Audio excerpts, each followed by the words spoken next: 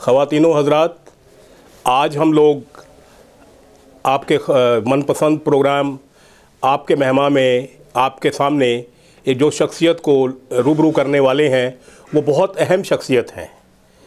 उनके बारे में बताने से पहले मैं ज़रूर चाहूँगा और अपना फ़र्ज़ समझूँगा कि मोहम्मद पद्मश्री जनाब मोहम्मद इज़हार अल-हसन के बारे में ज़रूर कुछ दो लफ्ज़ कहूँ।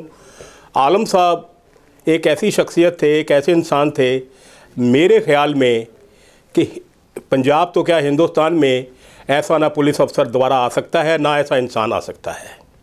उनके लिए जितना भी कहा जाए 100% वो कम होगा। बहरहाल वक्त ने साथ नहीं दिया, वो हमारे साथ नहीं रहे, लेकिन उनके दिखाए हुए रास्ते पर आज भी उनकी वाइफ, उनकी बेगम फरजाना आलम जो आज हमारे साथ हैं, तो वो चल रही हैं और उनका जो सपना है, जो उनके काम बाकी हैं, वो पूरा करने की उन्होंने कसम खा रखी है। और इसी इरादे से, सिर्फ यही इरादा है और उनका कोई इरादा नहीं है, वो अब इलेक्शन में आने वाला जो हमारे 20 तारीख को इलेक्शन हो रहा है, उसमें आप पंजाब लोक कांग्रेस की नॉमिनी हैं मलेरकोटला से।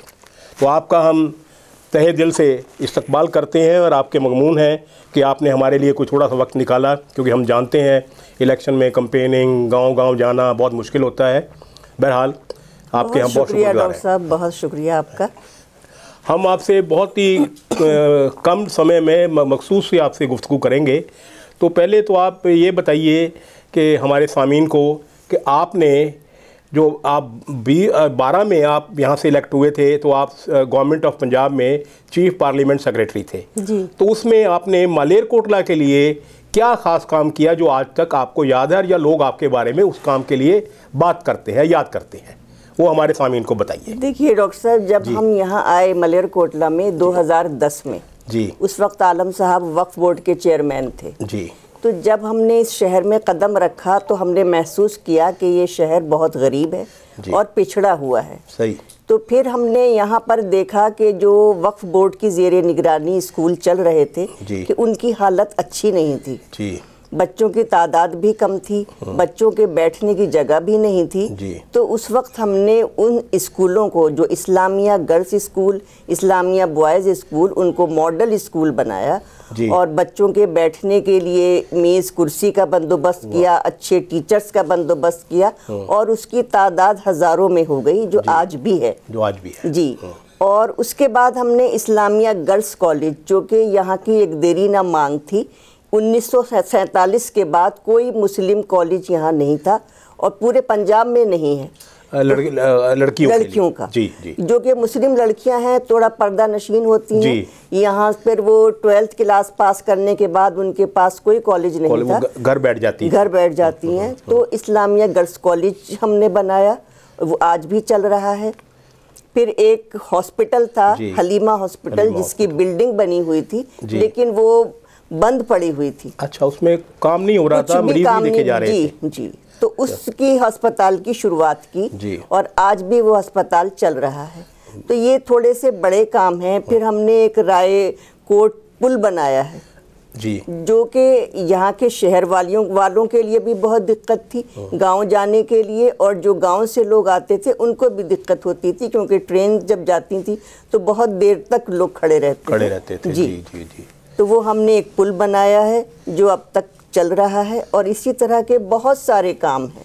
अभी आप एक पुल का जिक्र कर रहे थे, तो हम अभी जब मैं और हमारे कैमरामैन आ रहे थे तो हमने ये पुल के ऊपर से आए तो हमें देख के बहुत दुख हुआ, अफसोस हुआ, बहुत ही अजीब से लम्हात थे वो कि जब देखा कि ये पुल तामीर हुआ है और ये पुल बैठ भी गया जी जी। तो ये तो लोगों के साथ एक मजाक है कि आप पुल बना रहे हो, उसमें दुनिया ने आना जाना है, उनकी जान की हिफाजत होनी चाहिए जी। तो इतनी जल्दी वो पुल बैठ भी गया। उसके लिए कोई आपने कहीं आपने मुद्दा उठाया, कोई इंक्वायरी के लिए मांग की, कुछ ऐसा किया आपने?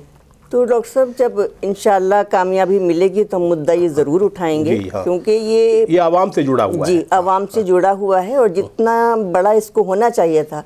आलम साहब की ख्वाहिश थी कि जहाँ से ये शुरू हुआ है तो आगे गौसपुरा तक ये पुल बने, जी जी जी। तो थोड़ा पायदार भी ये रहता क्योंकि पुल छोटा है इसलिए, और मटेरियल भी इसका अच्छा नहीं होगा, तभी बैठा है, तभी ये बैठा है। तो इंशाल्लाह ताला हम करेंगे इसका। एक सवाल जो मेरा ख्याल में हर एक के जहन में आता होगा कि आप ये बताइए भी ऐसा क्या ख़ास वजह रही कि आपने कैप्टन साहब की कांग्रेस, पंजाब लोक कांग्रेस को अपनाया, वो ज्वाइन की? डॉक्टर साहब, जैसे ये हमारा शहर था तो कैप्टन साहब ने इसको ज़िला बनाया। हाँ, बेहतर, बिल्कुल जी। एक तो ज़िला बनाया, दूसरे उन्होंने मेडिकल कॉलेज का स्टोन रखा, यहाँ पे नींव पत्थर रखा, और फिर हमें पूरी उम्मीद है कि यहाँ पर मेडिकल कॉलेज बनेगा और जो यहाँ के लिए बहुत ज़रूरी है। बहुत ज़रूरी है जी। इसी तरह से इसकी तरक्की खुशहाली के लिए उन्होंने आगे बहुत काम करने हैं, ये हमें उनसे उम्मीद है। अच्छा, तो हमने यही एक आपकी मतलब मालेरकोटला की तरक्की वाहिद आपका जी एक मालेरकोटला तरक्की रहे, खुशहाल रहे, यहाँ पर वो सारी सहूलतें हों जो पंजाब के दूसरे ज़िलों में हैं, बड़े ज़िलों में, जैसे पटियाला, जालंधर, अमृतसर वगैरह में। इसी तरह से हम ये चाहते हैं कि हमारा शहर मालेरकोटला स्मार्ट सिटी बने। देखिए, ऐसा है कि जहाँ इलेक्शन होता है, जिस असेंबली में भी कई कैंडिडेट्स होते हैं, हर एक कैंडिडेट का अपना एक इंडिविजुअल एक होता है, उसने ये करना है, वो करना है।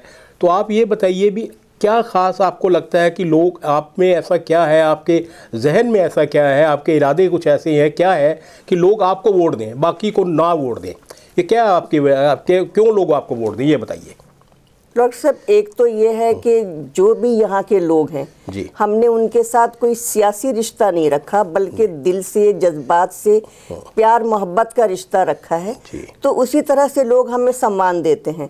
जब हम इलेक्शन में अब खड़े हुए हैं तो लोगों को वही प्यार हमें वो वापस कर रहे हैं, और वो चाहते हैं कि हमें इस घर में सम्मान भी मिले, हमारे काम भी हों। तो यही सब कुछ लोगों की सोच है। या ये भी आपका मतलब है, हम ये अंदाज़ा लगा सकते हैं आपकी बात से कि क्या लोगों ने ही आपको कहा कि भी आप ज़रूर आइए, इलेक्शन लड़िए, तो लोगों की फरमाइश पर, लोगों की इसरार पर आपने ये इलेक्शन लड़ने का फैसला किया? जी डॉक्टर साहब, पहले हमारा कोई इरादा नहीं था, खासकर आलम साहब के बाद। जी। फिर हमारे जो ये लोग हैं, इन्होंने ही कहा कि नहीं, आप इलेक्शन लड़ें। हमारे अंदर बहुत हौसला इन्होंने बख्शा, बहुत ही वलवला इन्होंने दिखाया कि नहीं, आप इलेक्शन लड़ें। फिर हमने भी सोचा कि जो आलम साहब के अधूरे काम हैं, जिसके लिए वो सोचते थे, देखना चाहते थे मालेरकोटला को, तो हम उसी तरह से काम करेंगे और उस वहीं तक पहुंचाएंगे जो उनके ख्वाब थे। चलिए, बहुत बहुत शुक्रिया जी आपका।